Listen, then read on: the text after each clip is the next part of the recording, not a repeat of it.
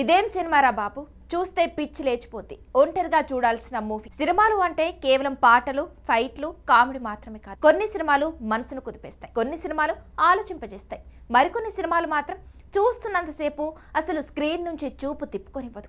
ఈ రోజు మనం మాట్లాడుకోబోతున్న సినిమా కూడా అలాంటి కోవకే చెందుతుంది. డార్క్ కామెడీ, సైకలాజికల్ థ్రిల్లర్, బోల్డ్ డ్రామా, ఈ మూడు అంశాలను కలిపి ప్రేక్షకులకు ఒక విభిన్నమైన అనుభూతిని అందించిన సినిమా సిస్టర్ మిడ్ నైట్. ఈ సినిమా థియేటర్లో విడుదలైనప్పుడు చాలా మంది ప్రేక్షకులు ఆశ్చర్యపోయారు. ఇది సాధారణ కమర్షియల్ సినిమా కాదని పూర్తిగా విభిన్నమైన కథనంతో తెరకెక్కిన చిత్రం అని ప్రశంసించారు. ఇప్పుడు అదే సినిమా ఓటీటీలోకి రావడంతో మరోసారి సోషల్ మీడియాలో హాట్ టాపిక్ గా మారింది. అయితే ఈ సినిమాలో ఉన్న బోల్డ్ content, dark humour, psychological emotions కారణంగా ఇది అందరికీ నచ్చే సినిమా కాకపోవచ్చు. కానీ కొత్త తరహా సినిమాలను ఇష్టపడే వారికి మాత్రం ఇది ఒక ప్రత్యేక అనుభవంగా మిగులుతుంది. ఇటీవల కాలంలో ప్రేక్షకుల అభిరుచి పూర్తిగా మారిపోయింది. ఒకప్పుడు స్టార్ హీరో ఉంటే చాలు సినిమా హిట్ అవుతుందని అనుకునేవారు. కానీ ఇప్పుడు కథే హీరోగా మారింది. చిన్న సినిమా అయినా, పెద్ద సినిమా అయినా కంటెంట్ బాగుంటే ప్రేక్షకులు అద్భుతమైన ఆదరణ చూపిస్తున్నారు. థియేటర్లో మాత్రమే కాదు, ఓటీటీలో కూడా అలాంటి సినిమాలకు మంచి స్పందన లభిస్తుంది. Horror, crime thriller, dark comedy, psychological drama వంటి విభిన్న జానర్లకు ఇప్పుడు ప్రత్యేకమైన అభిమాన వర్గం ఏర్పడింది. అలాంటి ప్రేక్షకుల కోసమే తెరకెక్కిన చిత్రం సిస్టర్ మిడ్ నైట్. ఈ చిత్రానికి దర్శకుడు కరణ్ కాందహారి తన మొదటి చిత్రంతోనే ఆయన అందరి దృష్టిని ఆకర్షించారు. సాధారణంగా మనం చూసే కథలకు పూర్తిగా భిన్నంగా పాత్రల మనస్తత్వాలను ప్రధానంగా చేసుకుని కథను ముందుకు నడిపించారు. ఈ సినిమాలో ప్రతి సన్నివేశం వెనుక ఒక అర్థం ఉంది. ప్రతి డైలాగ్ ఒక భావాన్ని తెలియజేస్తుంది. సినిమా మొత్తం చూసిన తర్వాత ప్రేక్షకులు ఒక్కసారి వెనక్కి తిరిగి ఆలోచించేలా చేస్తుంది. ఇక ఈ సినిమాలో ప్రధాన పాత్ర పోషించిన రాధికా ఆప్టే గురించి ప్రత్యేకంగా చెప్పుకోవాలి. భారతీయ సినీ పరిశ్రమలో బోల్డ్ పాత్రలు చేయడానికి ఏ మాత్రం వెనుకాడని నటిగా ఆమెకు ప్రత్యేక గుర్తింపు. ప్రతి సినిమాలో కొత్త తరహా పాత్రను ఎంచుకుంటూ తన నటనతో విమర్శకుల ప్రశంసలు కూడా అందుకుంటుంది. ఇక ఈ సినిమాలో కూడా ఉమా అనే పాత్ర ఆమె చూపించిన భావోద్వేగాలు, ఒంటరితనం, మానసిక సంఘర్షణలు ప్రేక్షకులను బాగా ఆకట్టుకుంటాయి.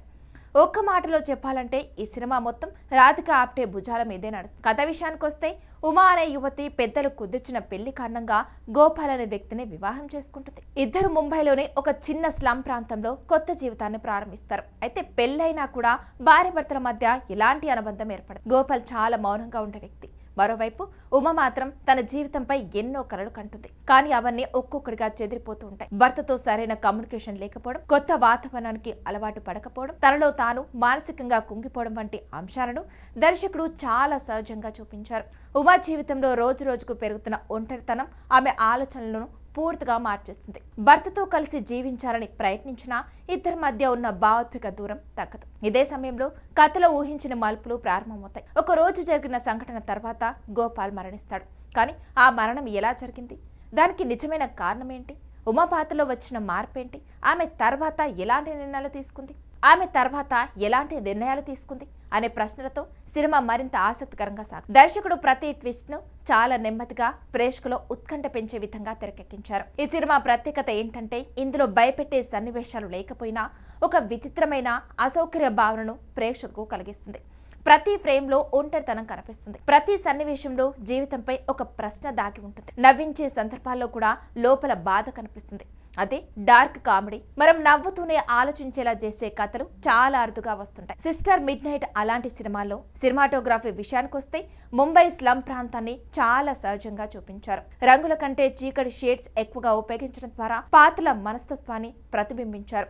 బ్యాక్గ్రౌండ్ మ్యూజిక్ కూడా కథకు తగ్గట్టుగానే ఉంది. ఎక్కడ అవసరం లేని హంగులు లేకుండా సింపుల్ గా ఉండి కూడా ప్రేక్షకులు టెన్షన్ పెంచే విధంగా సంగీతాన్ని ఉపయోగించారు. అయితే ఈ సినిమా ప్రతి ఒక్కరికి నచ్చుతుందని మాత్రం చెప్పలేం. ఎందుకంటే ఇందులో బోల్డ్ సన్నివేశాలు ఉన్నాయి. కొన్ని సన్నివేశాలు చాలా అసౌకర్యంగా అనిపించవచ్చు. కుటుంబ సభ్యులతో కలిసి చూడదగిన సినిమా కాదు, పెద్దవారు మాత్రమే చూసేలా రూపొందించబడింది. ముఖ్యంగా చిన్నాలకు ఈ సినిమా సరైన ఎంపిక కాదు. అందుకే సినిమా చూసే ముందు ఈ విషయాన్ని గుర్తుంచుకోవాలి. ఇక రాధికా ఆప్టే నటన గురించి ఎంత చెప్పినా తక్కువే.